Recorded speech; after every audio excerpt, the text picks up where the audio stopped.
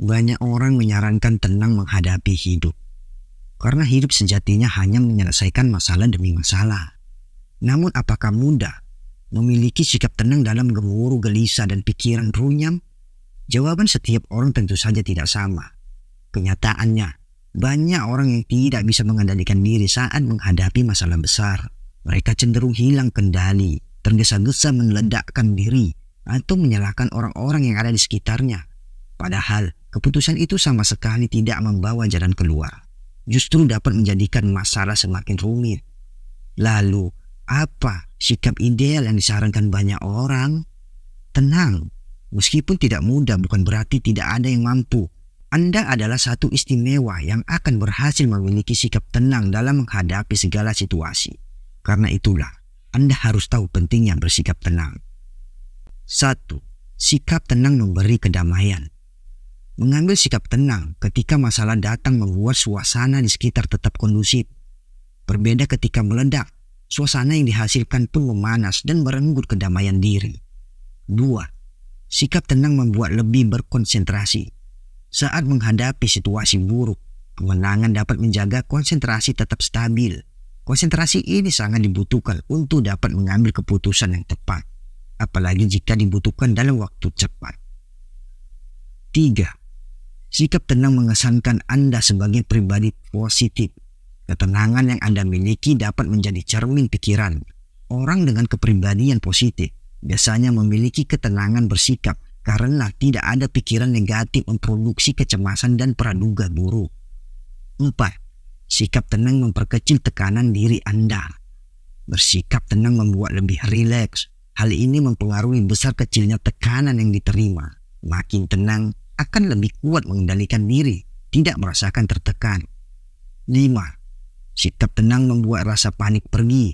Ketika dapat bersikap tenang dalam menghadapi situasi apapun, kita akan terhindar dari rasa panik karena kepanikan muncul akibat diri tidak terkendali. 6. Sikap tenang ketika menghadapi suatu masalah. Menghindarkan diri dari sikap ceroboh merugikan. Berbeda jika Anda memilih bereaksi sebaliknya. Reaksi negatif akan berdampak buruk pada situasi yang juga buruk. Pasalnya, ketika tidak dapat menguasai diri, kita bisa saja tergesa-gesa mengambil sikap salah yang justru dapat menghadirkan penyesalan. 7. Sikap tenang dapat menjadi kekuatan dalam menghadapi masalah. Pasalnya, musuh yang kita hadapi tidak dapat membaca kelemahan dan kelebihan dari cara kita bereaksi. Dengan begitu senjata kita aman tersembunyi. 8. Sikap tenang berefek baik pada kesehatan. Menjaga diri kita dari emosi meluap-meluap. Emosi tidak terkendali yang akan mengganggu kesehatan fisik dan mental. Karena itulah, pilihan bersikap tenang dapat berefek baik bagi kesehatan. 9. Sikap tenang mempengaruhi daya ingat. Bersikap tenang menghadapi masalah membuat emosi tetap stabil. Ketika pikiran stabil, daya ingat akan lebih tajam dibanding mereka yang memilih buyar karena emosi. 10. Sikap tenang membangun rasa percaya diri. Ketika mampu bersikap tenang, semua hal ada dalam kendali kita. Dengan begitu, kita menjadi lebih percaya diri mengambil keputusan. 11. Sikap tenang membawa keseimbangan energi. Sikap tenang yang kita bawa akan membangun keseimbangan energi di sekitar. Demikianlah kebaikan-kebaikan yang bisa kita tambang dari sikap tenang menghadapi kondisi apa. Sebagai makhluk sosial, kita butuh berinteraksi dan bergaul dengan siapa saja. Kebutuhan tersebut tidak langsung menuntun kita mengenal banyak orang, minimal orang-orang di sekitar. Namun sayangnya kesibukan bergaul terkadang membuat seseorang lupa diri sehingga tidak sempat mengenali diri, bahkan tidak lagi menjadi diri sendiri.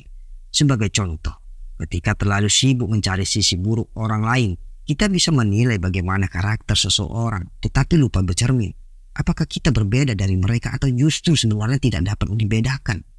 Mengenali diri sendiri tidaklah mudah, tetapi bukan berarti sulit dilakukan. Kita hanya butuh sadar akan pentingnya mengenali diri sendiri.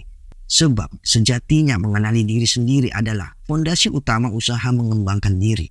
Dengan mengenali kelemahan dan kekuatan dimiliki, akan terbuka jalan mengubah kelemahan dan memperkuat potensi yang ada. Dengan mengenali diri sendiri pula kita dapat memegang kendali ketika harus bersikap tenang dalam situasi apapun. Karena dengan begitu, Kita tahu kapan waktu tepat untuk menyetir kelemahan dan kekuatan yang ada. Kenali diri Anda dan tentukan caranya. Yang pertama, luangkan waktu. Kesibukan berlebih terkadang membuat kita lupa waktu. 24 jam dalam sehari terasa sangat cepat, tanpa sempat memberi sedikit saja kesempatan untuk diri sendiri. Jika kondisinya semacam itu, tentu saja sulit rasanya mengenali diri sendiri. Karena itulah, coba luangkan waktu untuk diri sendiri. Anda bisa gunakan waktu berkualitas untuk meditasi, evaluasi diri, atau melakukan hal-hal membahagiakan. Ingatlah bahwa diri Anda begitu berharga, berhak mendapatkan perhatian dan waktu untuk diri sendiri. Dan yang kedua, bersikap jujur pada diri sendiri. Keberanian bersikap jujur pada diri sendiri memudahkan mengenali diri. Jujur artinya tidak menolak kebenaran yang ada, berani mengakui fakta diri. Misalnya, Anda jujur bahwa sebenarnya Anda terlalu egois, atau jujur pada diri sendiri mengenai ketidaksukaan Anda pada bentuk tubuh yang dimiliki. Dengan kejujuran itu, Anda mudah melihat ke dalam diri sendiri. Pasalnya, kejujuran menuntut Anda tidak mengingkari atau menolak kebenaran. Dan yang ketiga, ajukan pertanyaan bijak. Pasangan dari pertanyaan adalah jawaban. Ketika bertanya, tentu di situ tersedia jawaban. Maka, cara terbaik menemukan siapa diri kita adalah mengajukan pertanyaan bijak pada diri sendiri. Nantinya, jawaban jujur membentuk gambaran akan siapa diri kita sebenarnya. Dan yang keempat, dengarkan suara hati. Mengenali diri sendiri dapat dilakukan dengan cara mendengarkan suara hati. Kata orang, suara hati tidak pernah berdusta. Maka dengarkanlah suara hati mengenai diri sendiri.